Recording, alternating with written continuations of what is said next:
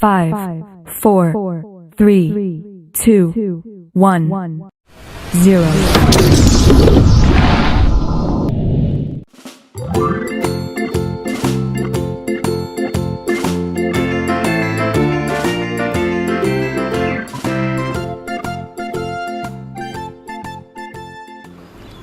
Bu Citra, boleh kita berdiskusi bersama?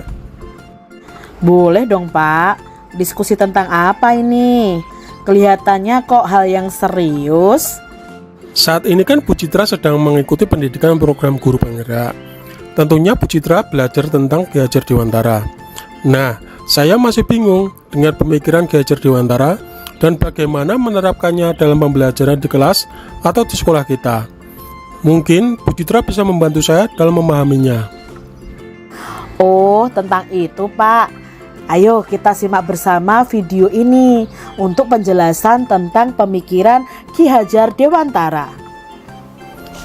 Halo Bapak Ibu guru yang hebat, salam guru penggerak. Tergerak, bergerak, dan menggerakkan. Bapak Ibu guru yang hebat, Ki Hajar Dewantara mendefinisikan pendidikan sebagai tuntunan, yaitu tuntunan dalam hidup tumbuhnya murid kita. Maka mendidik adalah menuntun segala kodrat yang ada pada murid agar mereka dapat mencapai keselamatan dan kebahagiaan setinggi-tingginya, baik sebagai manusia maupun sebagai anggota masyarakat. Bapak Ibu guru, murid diciptakan sebagai makhluk yang memiliki kodrat untuk mereka hidup dan tumbuh. Kita sebagai pendidik tidak dapat menentukan dan berkehendak akan hidup tumbuhnya murid kita. Yang bisa kita lakukan adalah menuntun tumbuh atau hidupnya kekuatan-kekuatan itu untuk memajukan perkembangan budi pekerti, pikiran, dan jasmani murid agar dapat memperbaiki perilakunya. Bisa dimisalkan, kita sebagai guru adalah seorang petani dan murid kita adalah benih padi. Petani hanya menuntun tumbuhnya padi dengan mengusahakan kondisi yang terbaik agar padi itu bisa tumbuh sesuai dengan kodratnya. Petani tidak bisa memaksakan benih padi harus tumbuh menjadi jagung. Anak-anak tumbuh berdasarkan kekuatan kodratnya yang unik. Itulah peran kita sebagai pendidik menurut Ki Hajar Dewantara. Bapak Ibu guru hebat, pendidik itu tidak hanya berbentuk pengajaran yang memberikan pengetahuan kepada murid saja, tapi juga bisa mendidik keterampilan berpikir, mengembangkan kecerdasan batin, dan pada akhirnya murid dapat mencapai keselamatan dan kebahagiaan setinggi-tingginya. Kita sebagai pendidik harus mendidik sesuai kodrat alam dan kodrat zaman murid kita. Apa itu kodrat alam dan kodrat zaman, Bu Citra? Sabar Pak, kita lihat penjelasan berikutnya ya Pak. Kodrat alam berkaitan dengan sifat dan bentuk lingkungan di mana anak berada. Artinya bahwa setiap anak itu sudah membawa sifat atau karakternya masing-masing. Jadi sebagai guru, kita tidak bisa menghapus sifat dasar itu. Yang bisa kita lakukan adalah menunjukkan dan membimbing mereka agar muncul sifat-sifat baiknya sehingga bisa menutupi sifat-sifat yang tidak baik. Kodrat zaman bisa diartikan bahwa kita sebagai guru harus membekali keterampilan kepada siswa sesuai dengan zaman mereka, agar mereka bisa hidup, mereka bisa berkarya, dan bisa menyesuaikan diri. Dalam konteks pembelajaran sekarang, ya, kita harus membekali mereka dengan kecakapan abad 21. Bu Citra, bisa berikan contoh konkret dari pemikiran Ki Hajar Dewantara yang akan atau sudah diterapkan sesuai dengan konteks di tempat Bu Citra mengajar? Oke Pak, kita simak yuk contoh pembelajaran yang sudah saya terapkan sesuai dengan pemikiran Ki Hajar Dewantara. Nah, contoh penerapan di kelas saya yang sesuai dengan kodrat zaman berdasarkan pemikiran Ki Hajar Dewantara. Misalnya adalah penggunaan teknologi dalam pembelajaran. Murid di kelas belajar bagaimana cara mencari arti sebuah kata melalui Kamus Besar Bahasa Indonesia secara online. Lalu mereka belajar menerjemahkan bahasa Indonesia ke dalam berbagai bahasa menggunakan Google Translate. Lalu pada pembelajaran bahasa Indonesia, murid ditugaskan untuk membuat vlog sederhana tentang teks prosedur dan menguploadnya di media sosial.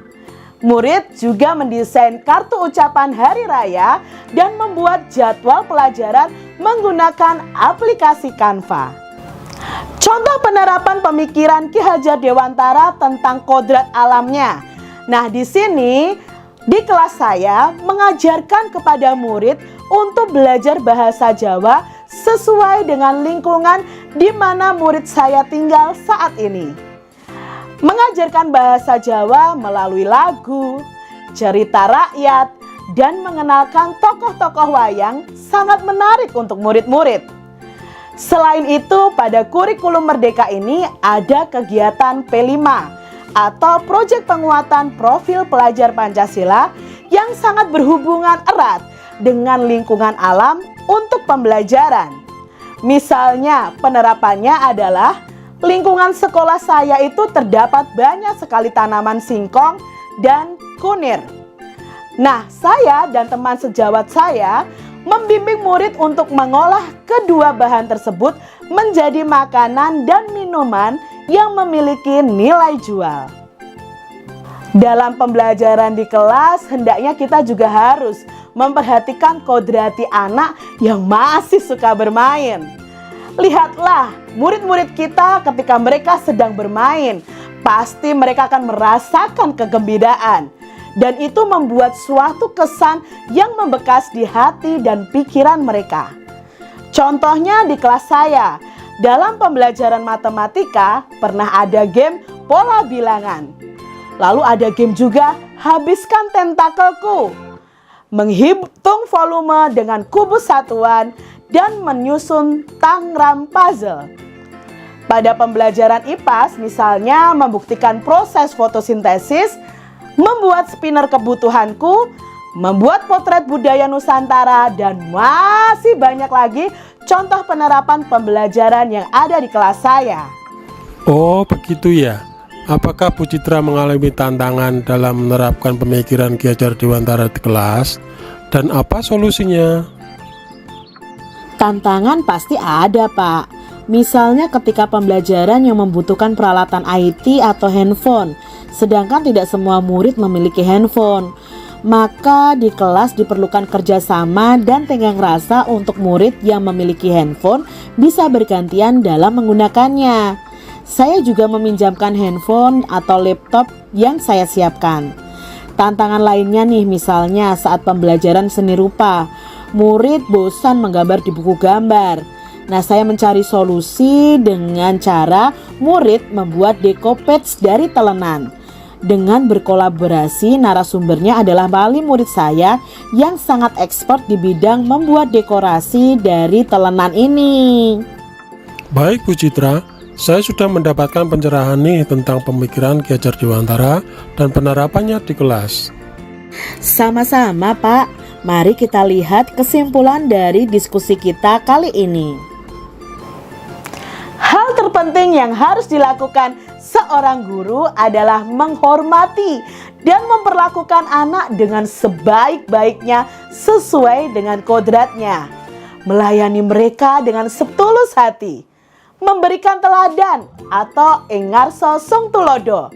Memberikan semangat eng madyo mangun karso, dan memberikan dorongan atau tutwuri handayani bagi tumbuh kembang anak kita.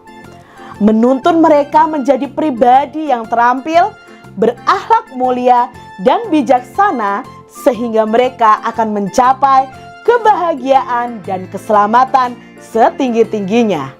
Terima kasih dan salam bahagia.